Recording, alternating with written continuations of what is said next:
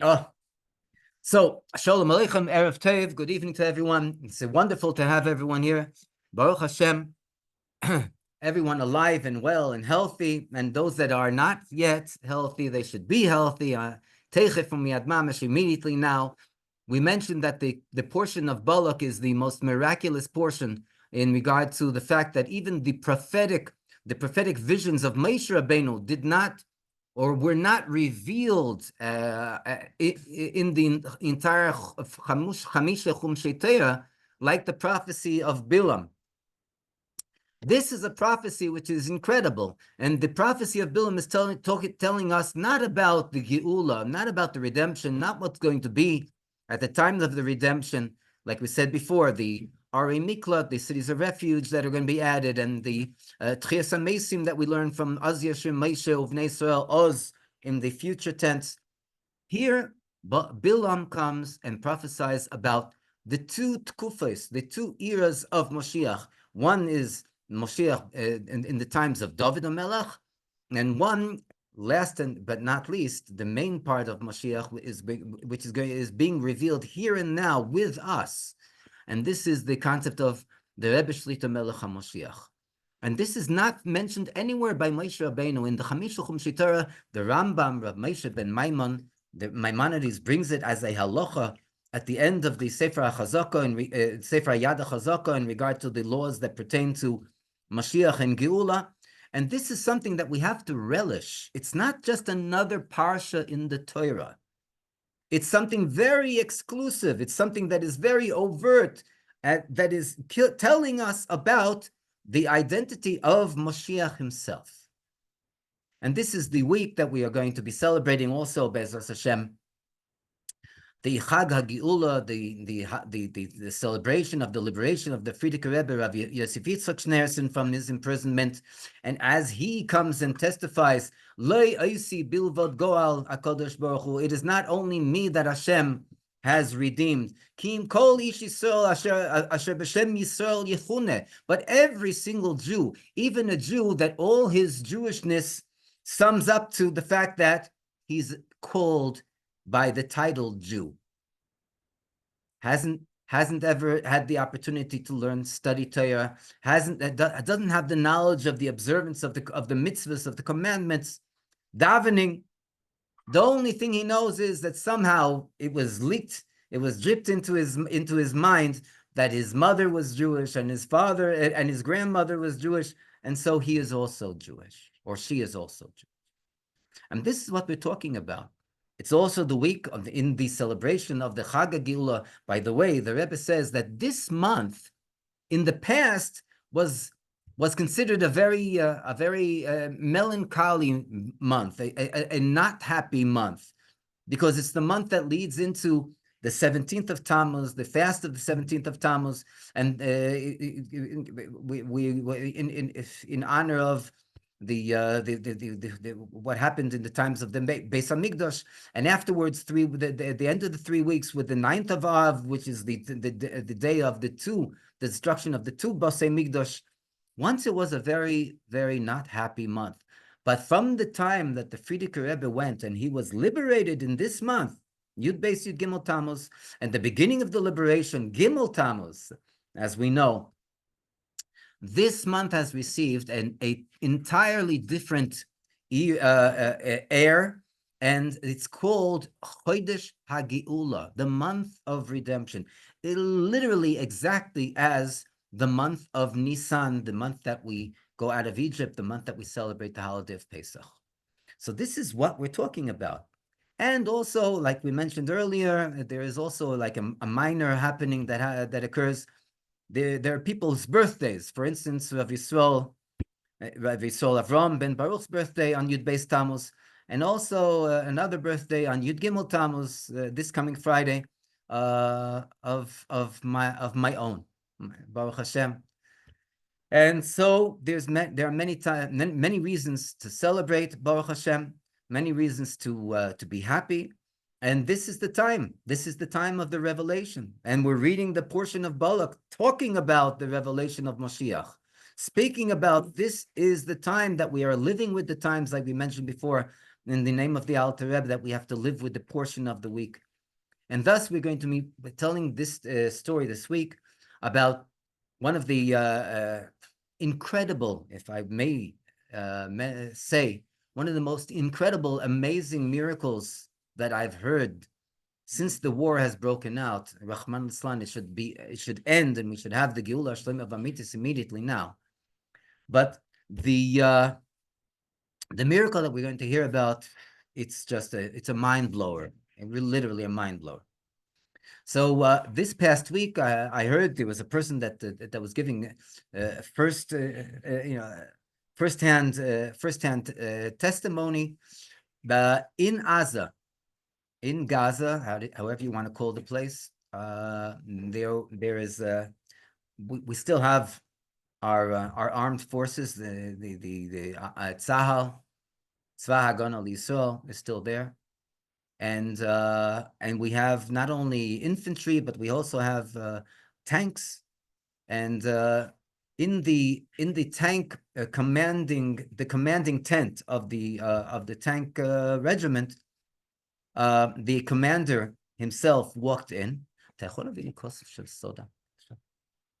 The commander walked into the war room.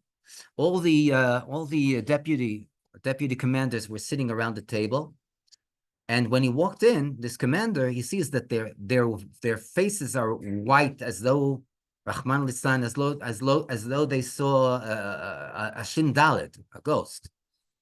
And he looked at them and he said, "What's going on? What happened?" And they weren't able to even bring the matter upon their lips until finally one of the commanders said, "Listen, we have, it's all recorded here on the cameras, and you can see it yourself." He said, "See myself? Come on, just spill it out." So the commander says, we had 3 tanks out in the battlefield, and the Hamas Yimach Shmam V'Zichram, the Hamas Yimach Shmam V'Zichram shot missiles, direct hits to all 3 tanks, and we see on the recording, because everything now is recorded. They have cameras on the tanks, they have cameras on the soldiers. All 3 tanks blew up. Now, if this was not enough, the fact that 3 tanks blew up, we're talking about not just regular tanks. L'chaim Levrocha.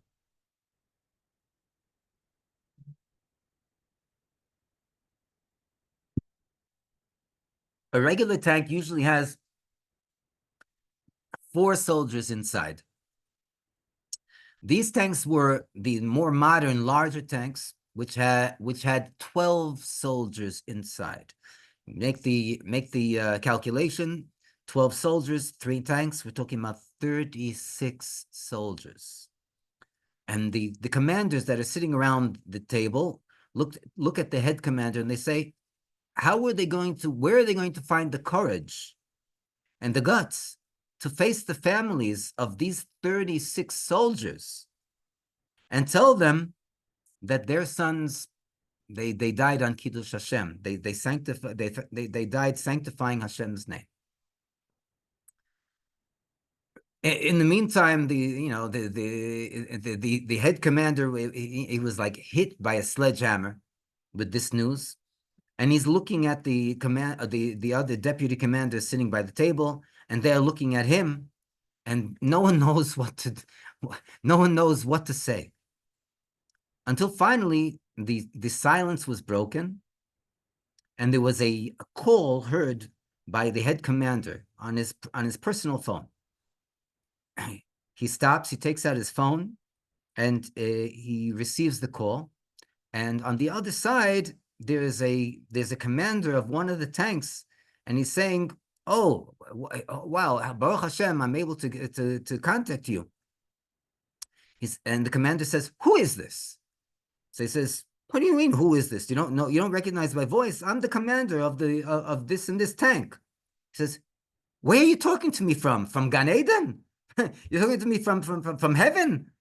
We saw your tank and the other 2 tanks that were with you. They all blew up."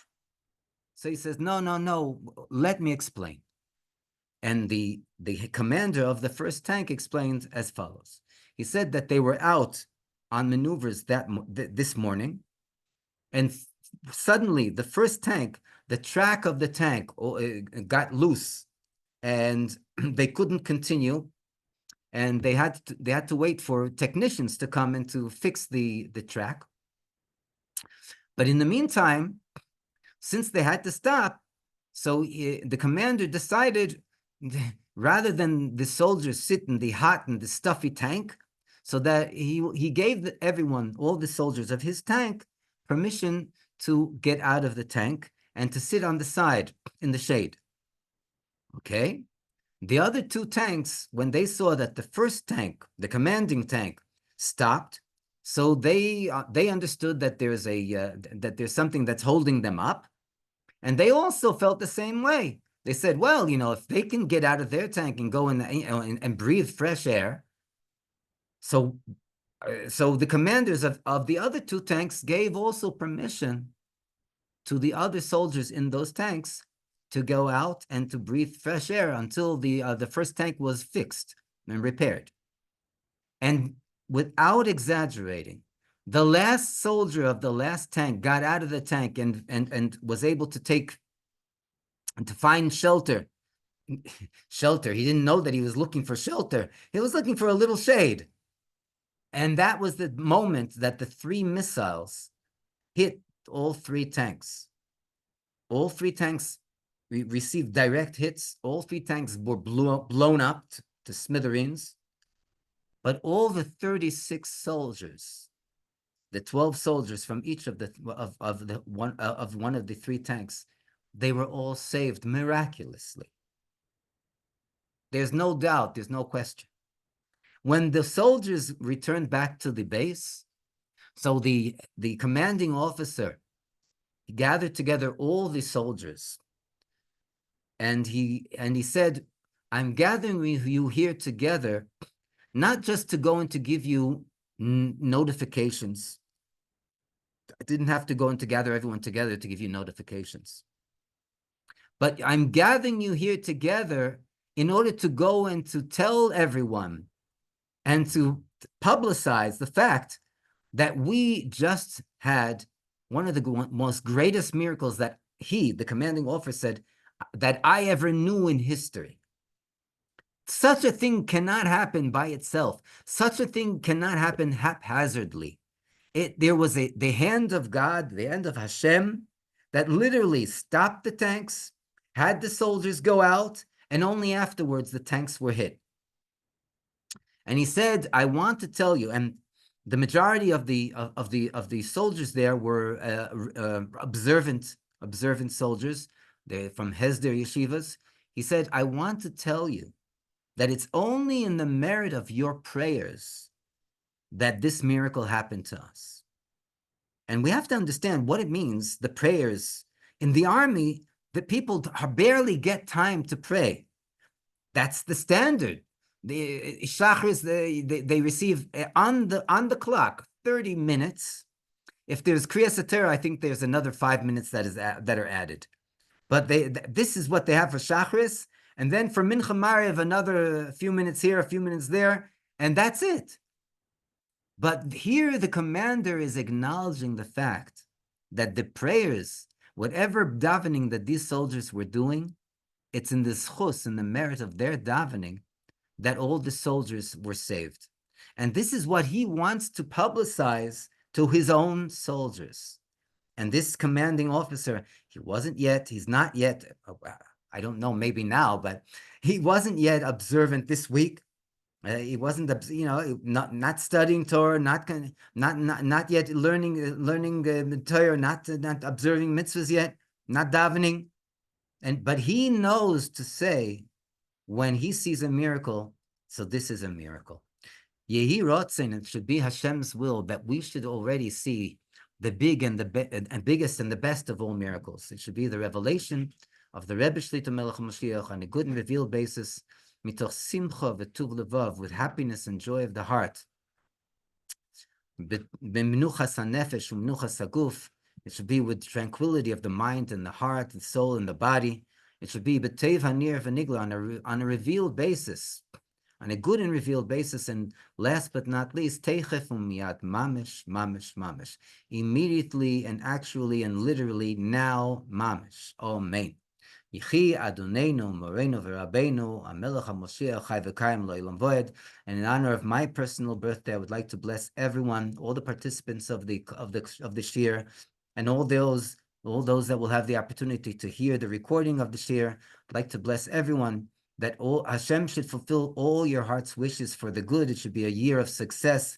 Shnas Hatzlocha, Shnas Oira, Bracha, and Geula, a year of light, a year of blessing, a year of redemption. And this should be Teichef Miyad with these goals of the Rebbe Shlita Melech Ha'Moshiach. Immediately now.